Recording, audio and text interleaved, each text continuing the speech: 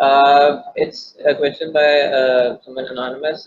Is it okay to leave your friends for the sake of Allah when they keep reminding you of your past and it hurts you, or do you have to stick around because the only Islam they are exposed to is through you?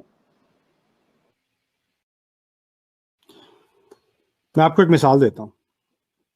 آپ پہاڑ کے اوپر ہو, آپ کے ہاتھ میں رسی ہے, اور آپ کا ایک دوست پھسل کے گر گیا, اس کے ہاتھ میں بھی رسی ہے, آپ اس کو اوپر کھینچ رہے ہو. آپ کے پاس اتنی انرجی ہونی چاہیے کہ آپ دوسرے کو اوپر کھینچ سکو, رائٹ؟ اب فرض کرو آپ کے 4-5 دوست ہیں, وہ گرے ہوئے پیچھے نیچے, اور آپ کے پاس رسی ہے, اور آپ 4-5 کو اکٹھا کھینچ رہے ہو. آپ نے ان کو اوپر لانا ہے کہ وہ آپ کو نیچے لے جائیں گے؟ وہ آپ کو نیچے لے جائیں گے. اگر آپ ایک سرکل میں ہو جس میں آپ مائنورٹی ہو تو you'll get dragged down. اور اگر آپ کے سوال میں تھا کہ آپ ایسی کمپنی میں ہیں, اس میں فور دا سیک آف اللہ نکال دو, وہ چیز نکال دو, وہ آپ کی کنفیوژن ہے.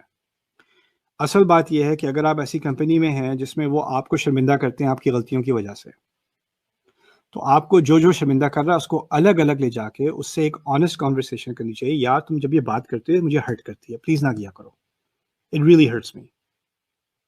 اور ہو سکتا ہے کہ وہ تمہیں کہے ہاں ویسے ٹھیک ہے میں نہیں کروں گا, لیکن تم بھی یہ کچھ باتیں کرتے ہو جو مجھے ہرٹ کرتی ہیں, وہ تم نہ کیا کرو.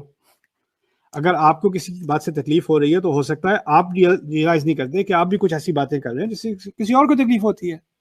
اور یہ بات سب کے ساتھ اکٹھے کرنے کی نہیں ہے, ایک ایک کر کے, اگر آپ الگ الگ کر کے. یہ نہیں ہے کہ میں فار دا سیک آف اللہ تعالیٰ کی خاطر میں نے یہ دوست چھوڑ دی, یہ پاگل پن ہے, یہ بالکل پاگل پن ہے. دوست ہوتے ہیں اور دوستوں میں مس انڈرسٹینڈنگ ہوتی ہے, اور آپ کی جاب یہ نہیں ہے کہ آپ دوستوں میں جا کے ان کو سب کو اچھا مسلمان بناؤ. آپ کی جاب ہے کہ آپ ان کے ساتھ سنسیئر دوستی کرو, اور وہ آپ کے اخلاق کی وجہ سے, آپ کے کیریکٹر کی وجہ سے, آپ کی میچورٹی کی وجہ سے, آپ کی اسپرچویلٹی کی وجہ سے ان کو دکھائے بغیر ان کو خود ہی لگنے لگے کہ یار مجھے بھی تھوڑا بہت ایسا ہونا چاہیے. اور وہ دعوت کے ذریعے نہیں, پریچنگ کے ذریعے نہیں, ان کو خواہ کے لیکچرز دینے کے ذریعے نہیں, آپ کی مثال کے ذریعے وہ آہستہ آہستہ آپ کی طرف آنا شروع ہو جائیں گے. یہ ہوگا. لیکن آپ کو اگر آپ کے دماغ میں یہ ہے کہ میں ان کا دوست اس لیے ہوں کہ میرے بغیر وہ اسلام کہاں سے لے کے آئیں گے, یار ان کے پاس کہاں سے اسلام آئے گا, تو you have a self righteousness. لا تزکوا انفسکم, اپنے آپ کو اتنا پاک مت سمجھو. هو اعلم بمن اتقى, اسے بہتر پتا ہے کس کے پاس تقوی ہے. تو be a genuine honest friend. آپ کی ہر فرینڈشپ میں ایک ڈیفیکلٹ آنےسٹی ہوتی ہے. یعنی کبھی کبھار دوستوں سے کچھ بات ہو جاتی ہے, دوستوں میں, اسپاؤسز میں, کسی بھی کوئی بات ہو جاتی ہے جو ہرٹفل ہوتی ہے.